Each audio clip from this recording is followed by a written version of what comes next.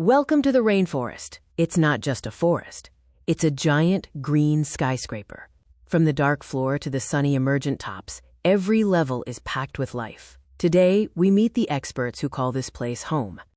Check out the toucan. Did you know its giant beak isn't just for show? It's a specialized tool to reach fruit on branches too thin to hold the bird's weight. It also acts like a radiator, releasing body heat to keep the bird cool in the humid jungle.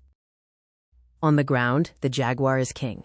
Unlike most cats, jaguars love the water and are amazing swimmers. Their spotted coats aren't just pretty. They provide disruptive coloration, blending in perfectly with the flickering shadows of the leaves. Humans have lived here for thousands of years. Indigenous groups, like the Yanomami, are the ultimate scientists. They use thousands of plants for medicine. They also practice shifting cultivation, which actually helps the forest regrow stronger after they move their small farms. Whether it's a frog with bright skin warning predators to stay away, or a community protecting the trees, everyone here has a role. The rainforest is a balanced world, where every neighbor relies on the other.